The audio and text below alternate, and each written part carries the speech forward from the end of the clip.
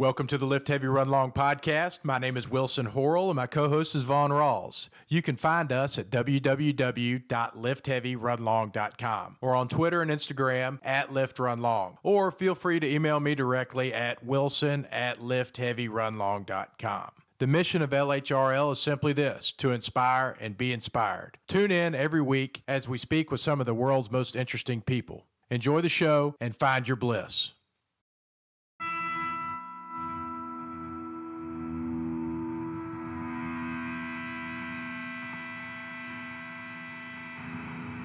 All right, we're going to get started.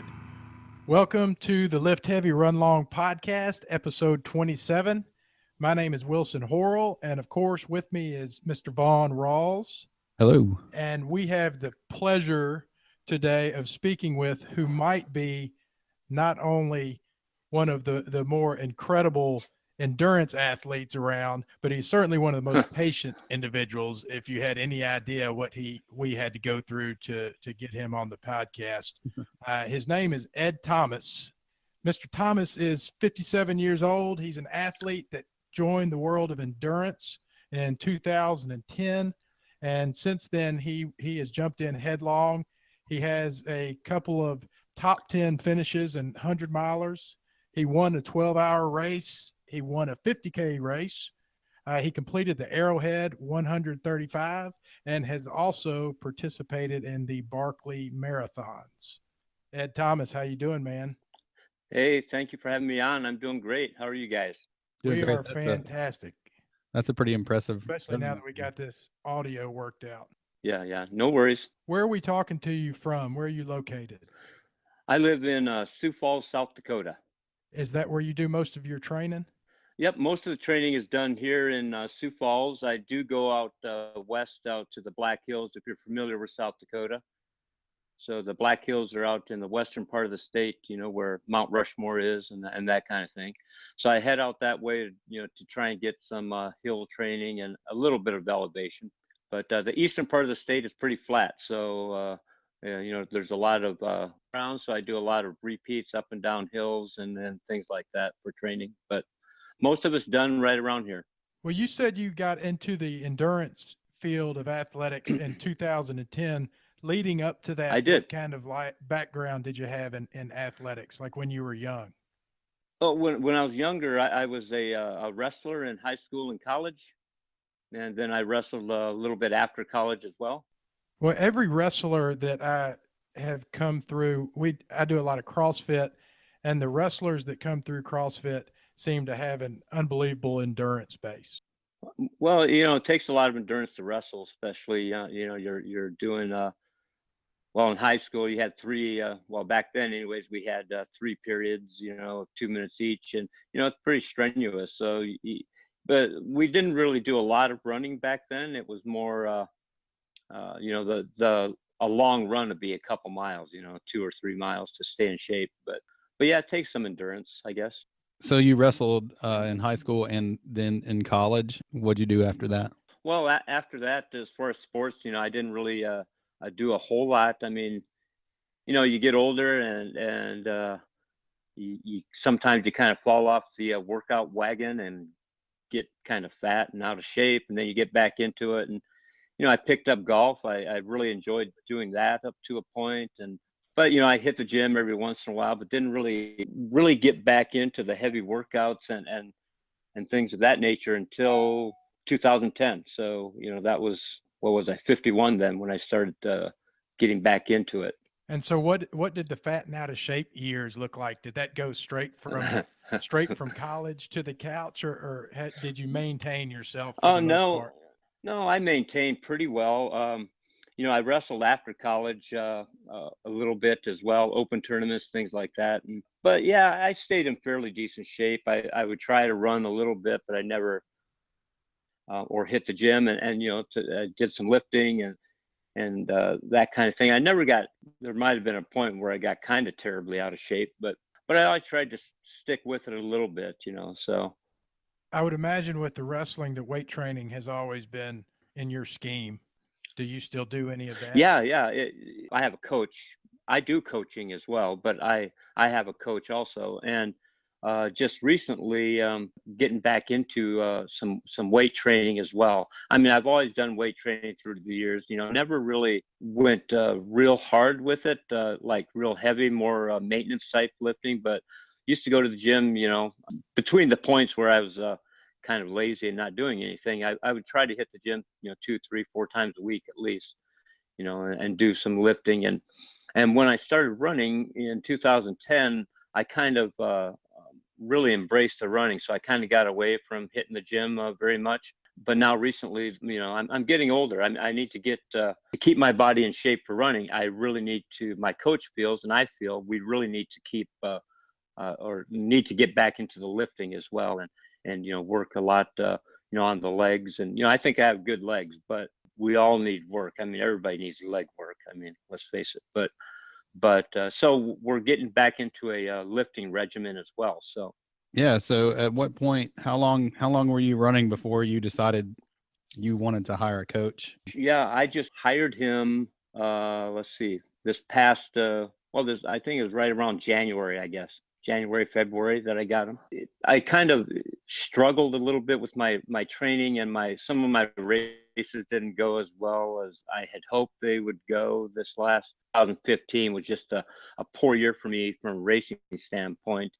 And, I was doing the same things. And, I know I'm 57, but hey, I still think I can get better. I still think I can run. I still think I can do some of these things. We're not going to be able to do everything we did when we were younger, but I still was doing the same thing. So, that's kind of crazy, wishing for a different result, doing the same thing. So I thought, well, maybe I need somebody to at least help me along and kind of guide me. And, and I found my Nick Holland is my coach.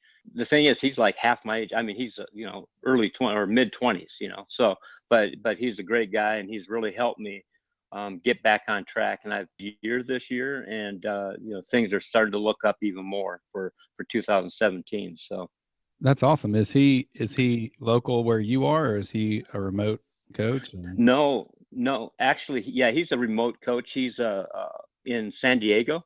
He's really awesome. He's really helped me. I never believed too much in the past, anyways, since I started running in the heart rate training and really paying attention to the heart rate. And even when I started with Nick, who he kind of works a lot with heart rate, I was kind of skeptical, but I did it, and it's really paid off. And so he just tells you what you're going to do every week, and you just go do it? Right. Yeah. I get a schedule every week, based on the performance from the previous week. He sets up a plan for me. We have conversations quite often, and we go, emails or on the phone. And we just go through strategies as far as training, or if there's a race coming up.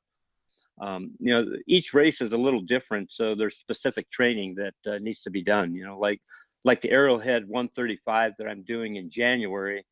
It's a winter race. It's 135 miles, and it starts in International Falls, Minnesota. So, and that's in January, and that's typically one of the coldest spots in the nation that time of year. So, wow, what does that event look like? Is it like a multiple day event? The time limit for that race is 60 hours. You have 60 hours to complete it. So basically 3 days, and it's 135 miles. It's unsupported. So you have to carry your own food, your own water. You have to have sleeping bag. I mean, so you pull everything on a sled and a harness. So you're going 135 miles pulling a 50-mile or a 50-pound sled, filled with your, sleeping bag. Cause you need to try and sleep if you can. But the last time I did it, I only slept for 1 hour. And I should have, in retrospect, I should have tried to rest a little more, but I finished the race in 59 hours and 14 minutes. And I kind of got injured at about mile one. It was like mile one, got injured, right? I hurt my pelvic bone. I actually separated my pelvic joint, and it was really painful. So that last 25 miles was like, I would go like 50 yards and I'd stop and cry a little bit. Then I'd go another 50 yards and stop. It took me like 12 hours to go that last 25 miles. It was excruciating, but I finished. So in the allotted time. So that was the goal, is just to finish that race. But that's the way that I run my 10Ks, is about 50 yards and then stop and walk and maybe lay down for a second and then get back Yeah, up yeah, and get after it. yeah. What kind of terrain did you have to pull this sled across? Is it snow the whole way, or is it primarily flat? Yeah, no, it was snow. It had snowed the night before. There was very little snow actually, but then the night before the race, there's, you know, like 4 to 6 inches of snow. The terrain is pretty hilly. It's not terribly hilly, but there's I think a total of about 7,000 feet of elevation gain throughout the course. So I mean, you're going uphill quite often pulling that sled, and it's kind of a tough race, and it's cold. Kind of a tough race would at least qualify for kind of. Yeah, yeah. Some people consider they have a list, and I can't remember all of them on the list, but there's a list out that like the 7 toughest races in the world, and this is in the top 7. Did you say how much do you think the sled weighs that you're pulling? Well, it all depends. Everybody is a little different, you know, because everybody kind of carries a little different gear. And mine was at 52 pounds, and I know some people can trim theirs down to about 30. You know, I'm doing it this year. I'm going to try and get, you know, the less weight you have, the better off you are. But you have mandatory gear that you have to have on the sled at all times, or else you're disqualified. You know, you have to have your sleeping bag, a bivvy. You have to have a stove. You know, a little stove that you can melt snow with in case you need to. And you need to always have 3,000 calories on board. I mean, on board the sled. I mean, sometimes they'll check, you know, they'll stop you and see if you have everything on the sled that you started with, and you need all that stuff. So, but you can trim it down. You know, some people carry more water than others, and so there's kind of an art to it, but I'll get it dialed in, hopefully. So, you know, the less weight you have on the sled, the better off you are. And tell me again what's the name of this race and when is it? It's January, the end of January. It's called the Arrowhead 135, and it's in northern Minnesota. It starts in International Falls, Minnesota, and goes to Fountain Bay, Minnesota. So it's really a great race. It's a great event, but it's kind of tough. You know, mentally. What are the requirements to get into something like that? Well, I'm the race director. What you need to do is you send in the application and you write a little bit, you know, paragraph or so about, you know, why he should let you in the race. It's purely his discretion. They let 150 people into the race total. That includes runners, skiers, and cyclists. There's people that ride bike, you know, fat tire bikes. Usually there's they pick about 75 runners, and about the same with skiers. There's usually just a handful, you know, less, you know, 5 maybe, at, you know, less than 10 for sure as far as skiing. But so it's mostly runners and cyclists in the race. But you need to have finished, you know, other 100-milers before, you know, he'll take that into consideration and that kind of thing. So what's the success rate? You know, it all depends on the year, of course, on the weather, but it's usually fairly low. I mean, maybe 40% finish rates. You know, usually there's at least half the field drops out at least. I think this last year there's a fairly high finishing rate. I'm not sure exactly what it is, but you know, the Barkley finishing rate, the other race that I did this year, I don't know if you're familiar with that, but that race, in 35 years, only 14 people have finished it. So I'm quite familiar with the Barkley Marathons, and that's actually that's what led me to stalking you. Oh, really? Yeah. I didn't want to go straight to the Barkley Marathons, because I would imagine that's what you probably get asked a lot about, and I don't know how much information you're allowed to give out about that race. Oh, sure. Yeah. For anybody that's listening and is not familiar with the Barkley Marathons, there's a documentary on Netflix that you need to watch. It's intriguing, it's compelling, and it looks friggin' hard. Yeah. It's kind of difficult. Yeah. Yeah. But I plan on going back. You know, there's no doubt. But yeah, and I love that race. I love the Arrowhead 135. You know, and there's so many races out there. It's just like, I'm 57. I mean, I'll be 58 in April, this coming April. I want to do as many as I can. I mean, life is short. You know, I really truly have no regrets in my life, but if I were to have a regret, it'd be that I didn't start long distance running sooner. You know, there's so many races out there, just, you know, all across the country. And there's some, you know, there's like Badwater that I really would love to do. And there's just so many races, but, you know, there's only so much time and so much money, you know, so, but I'll get to as many as I can this year. It's going to be an epic year, really. I have a lot on the plate if everything falls together. That's incredible that at 57 years old, you're as excited about life and the upcoming year, and you're referring to it as an epic year. And even when I was corresponding with you back and forth on the computer, I could sense your attitude is you have such a passion for life and a great attitude and a lot of energy, which is, you know, highly attractive. And I think it's what everybody wants to get to. You know, there's a reason I started running in 2010. You know, it was a, you know, I can tell you that story too. But the thing is, you know, I'm 57, going on 58. But seriously, I mean, life is too short. You know, I mean, you have to grab it. I don't know how else to put it, but you have to grab it by the balls and go. You know, I mean, you can't just sit on your laurels and just wait for life to pass you by. It just, you got to just keep moving forward. You can't just sit around. It's too freaking short. I mean, people don't realize, and I didn't realize when I was younger, you know, when I was in my 20s or even early 30s, it's like, holy crap, man. All of a sudden, I'm almost 58 years old. And I mean, it seriously went by in a blink of an eye. And I'm like, holy crap. There's so many things in this world that we can do and see and experience. And well, not now, but a lot of my friends that I've had over the years are, you know, I mean, they're, you know, just sitting around, you know, watching TV all day long. You know, I mean, I don't know. I just can't see it anymore. There's so much to experience in life, and you just have to keep at it, I guess. I don't know. But yeah, so yeah, I guess I'm pretty passionate about running and passionate about life because, I mean, it can end any moment. I mean, we could be done tomorrow. My son is a musician, and actually he's had a top 40 hit, and you know he plays pop rock type music. One of the songs that he has, the lyrics you know, always kind of resonate with me, I guess, is that you know, we have to live for the moment because, you know, life is fleeting, and you guys know, I mean, it just, every day is like a pleasure to be alive, and we have to really, I guess, I don't know. I'm just passionate about everything that I do, or, and I don't try to be passionate. I just am. I mean, we either do something or we don't. You know, like Yoda says, you know, there is no try. You either do it or you don't. How did you get to that point and that attitude? Have you been like this your whole life, or did you reach a crossroads where you made a decision to start embracing the moment?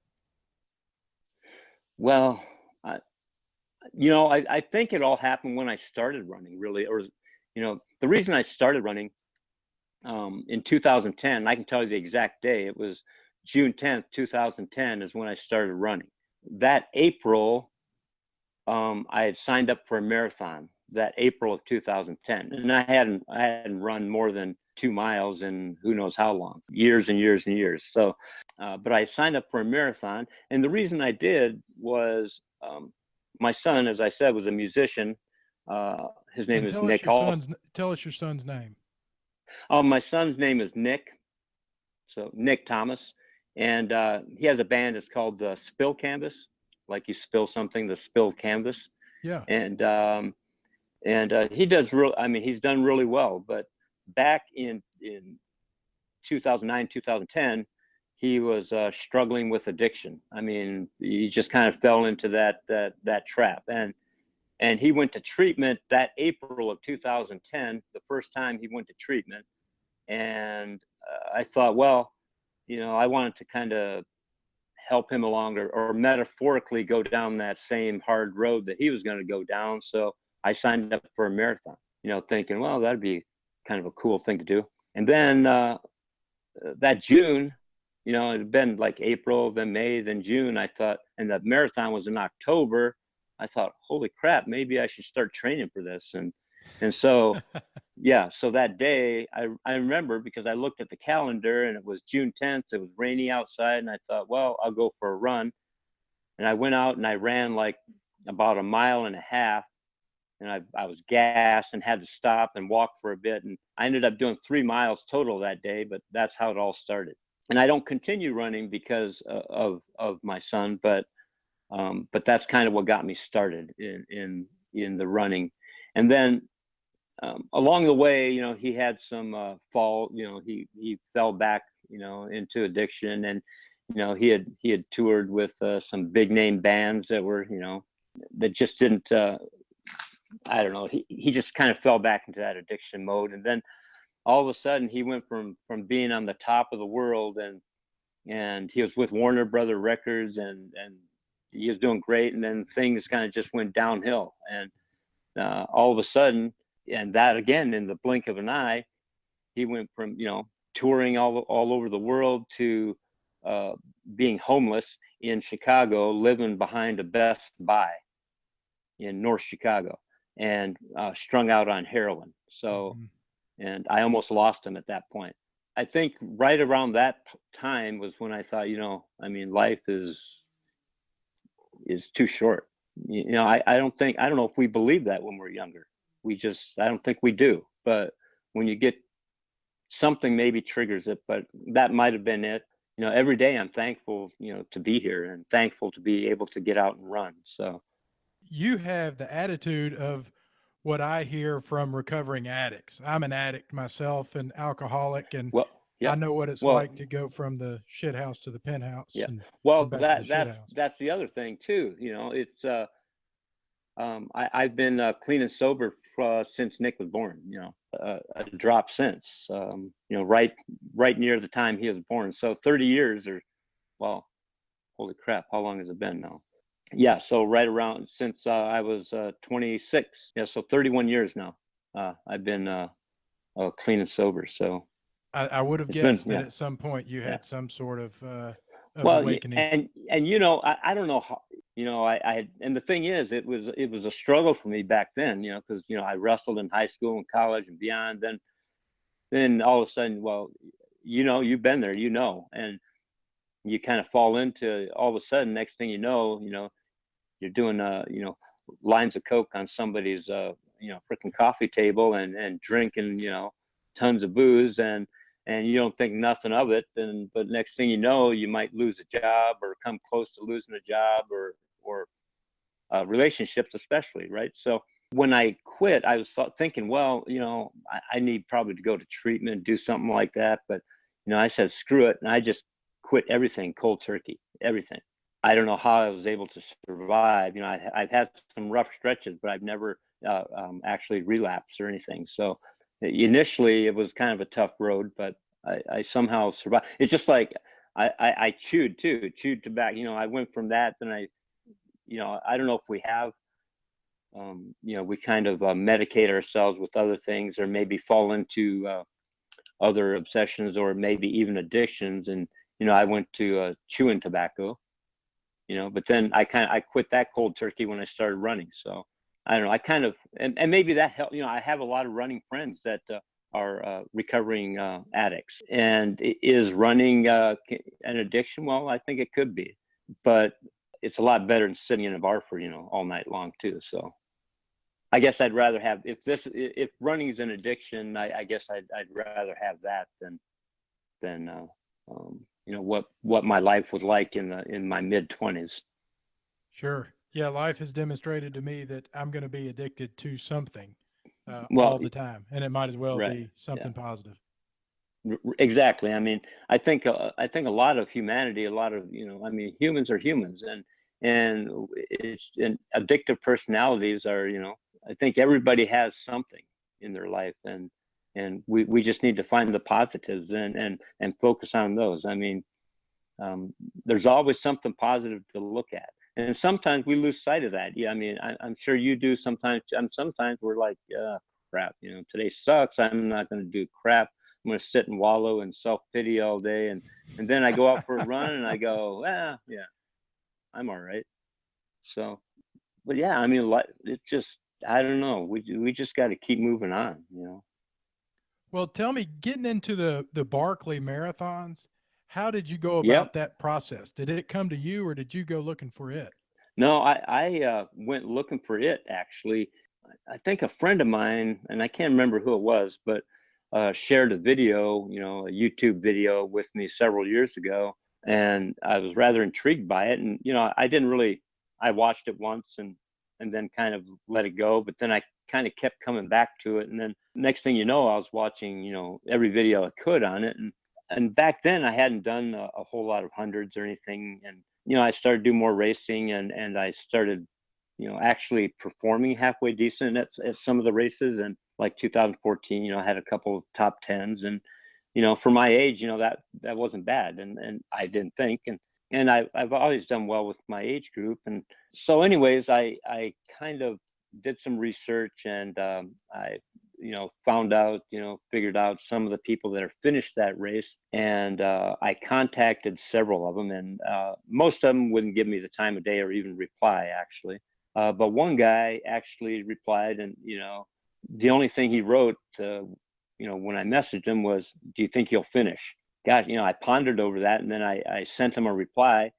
He just said wrong answer, and then I didn't hear from him again for like a month. I like bugged him for a month, and finally we started conversing a little bit, and then maybe 6 to 8 weeks later or so, he I bugged him enough that he told me how and when to apply, for the race. So I did. Yeah. So just for people listening, that from what I understand, you have to, like you did, find somebody that knows, and then I guess they give you a contact person, and then you have to start writing to that person, whoever that may be. Then you get approved, and I guess, and then they tell you when to be there, or something to that effect. Yeah. Well, the thing is, the entry process is fairly well guarded secret, and the reason being is 40 runners that start the race, and that's worldwide. I mean, across the globe, there's only 40. So if like for me, I want to go back this next year.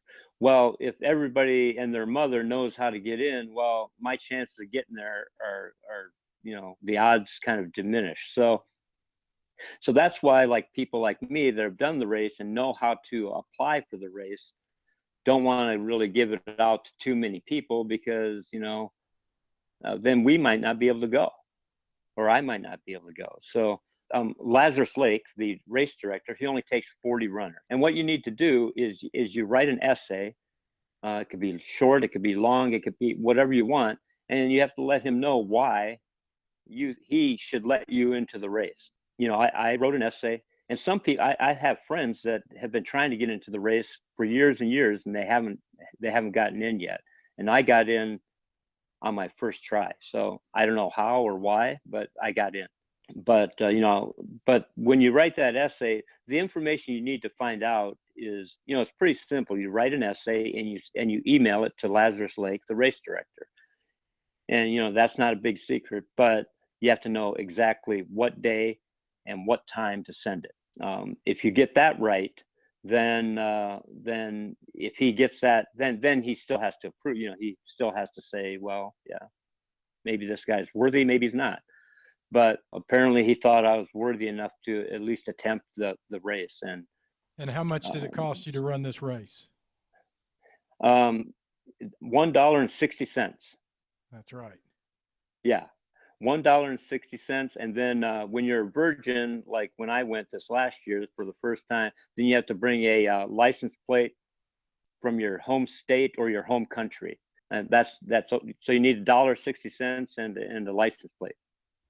The affordability of the race isn't generally what stops people from signing up. No.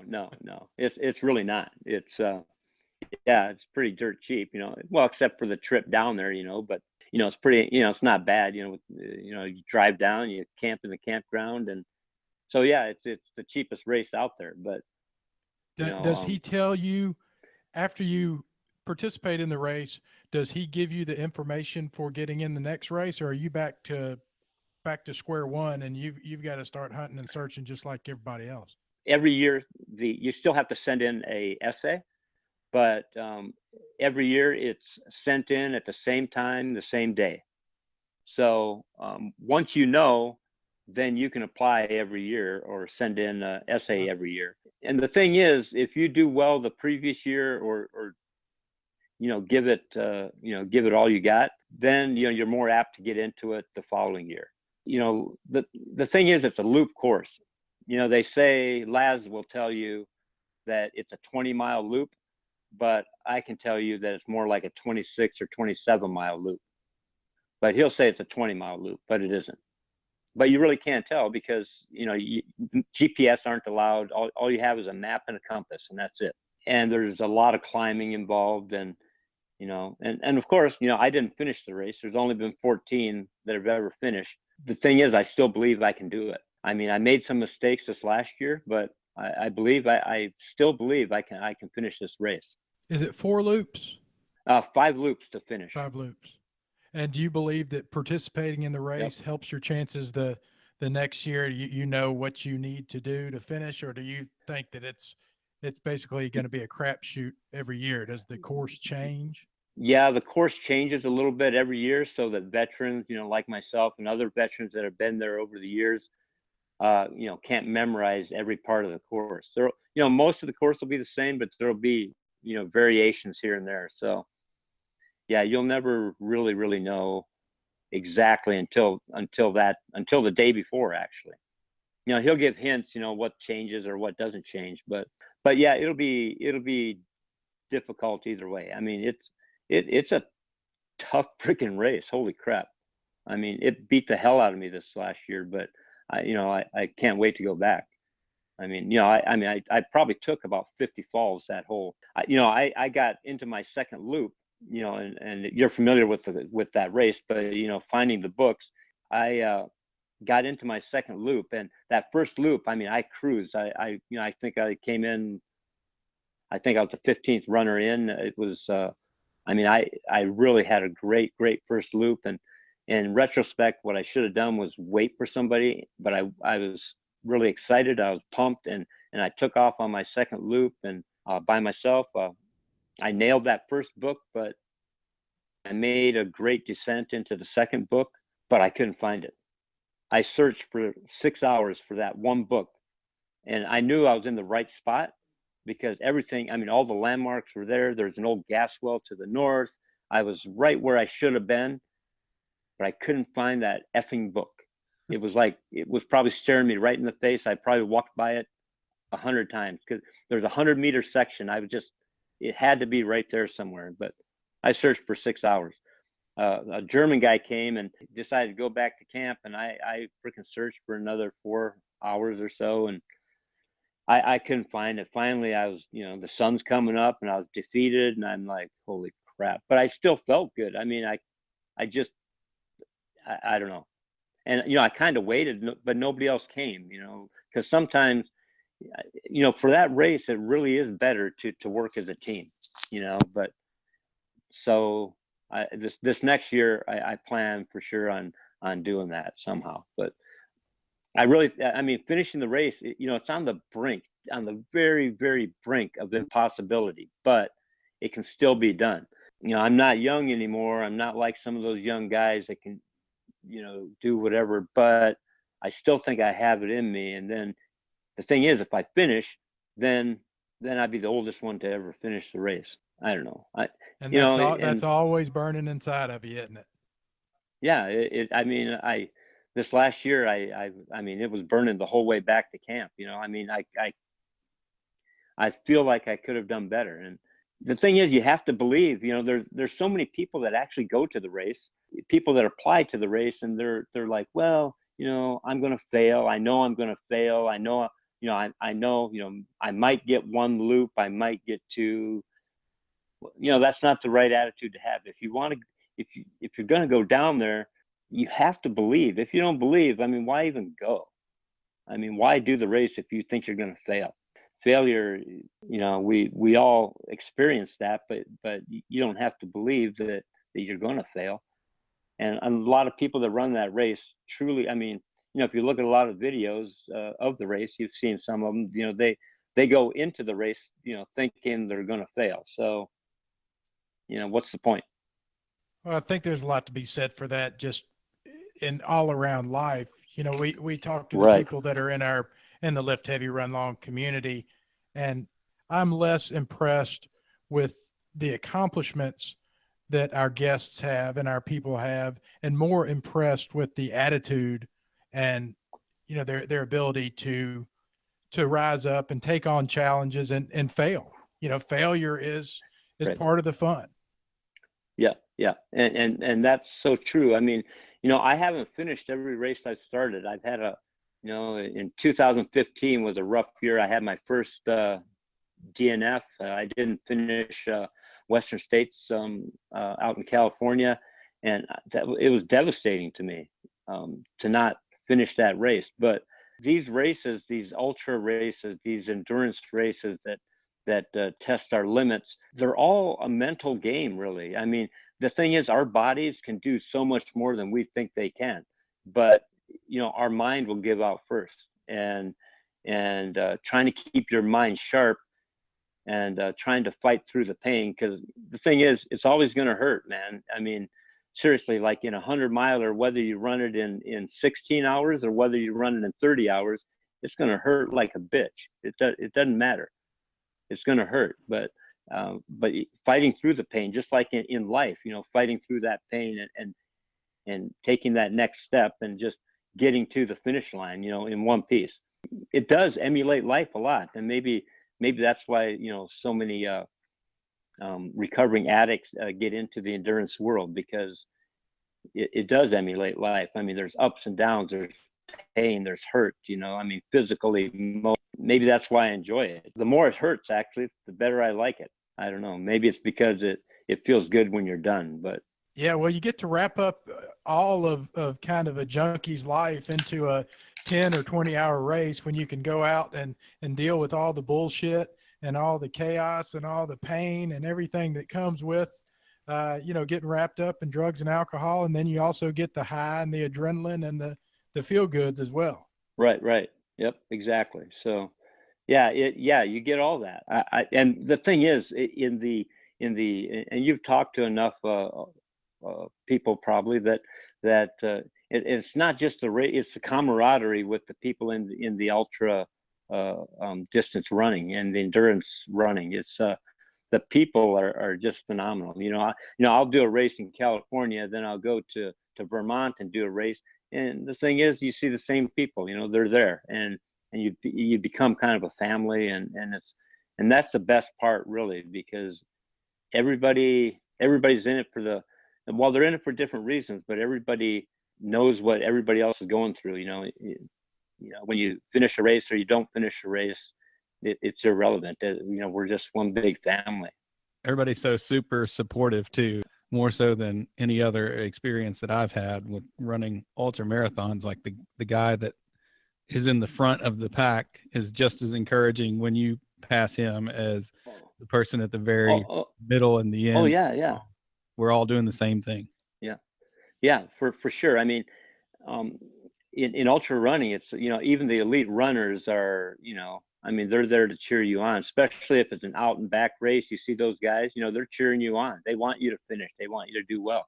You know, and I have a lot of friends, you know, elite friends that are, you know, I mean, they'll crush me in a race, but they're, you know, they're just great people all around, and they're more than willing to help out and that kind of thing. You know, like my coach Nick, you know, actually he's one of the 14 finishers of the Barkley, just so you know. So, and he's young, you know, so.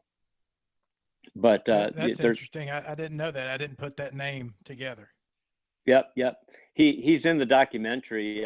His hair is shorter now, but in the documentary, he has long black hair, and he in that documentary, he didn't finish that year.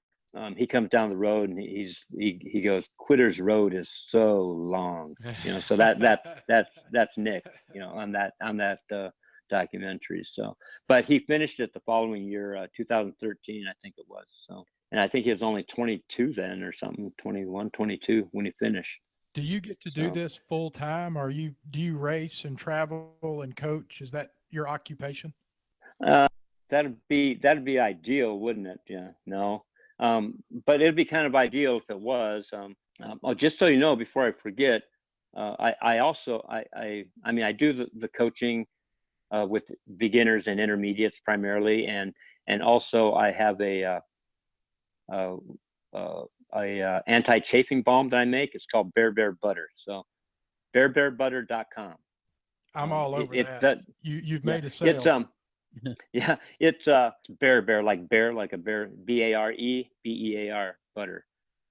But the website is still kind of in construction right now, but it is online, and I have my blog on there that I've just started, and I actually posted my Barkley race report as my first blog on there. It's on that website. It's called Slackjaw Glossy-Eyed Ramblings. That's my blog. So, but anyways, that's kind of up and coming, and it's been kind of tough to get it really rolling. But I do work as well.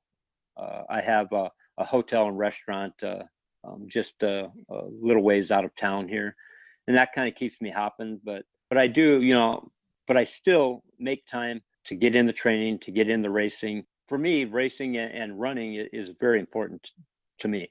And so just like other things in our lives, we make time for the important things, whether it's family or job or career, whatever we want in our lives.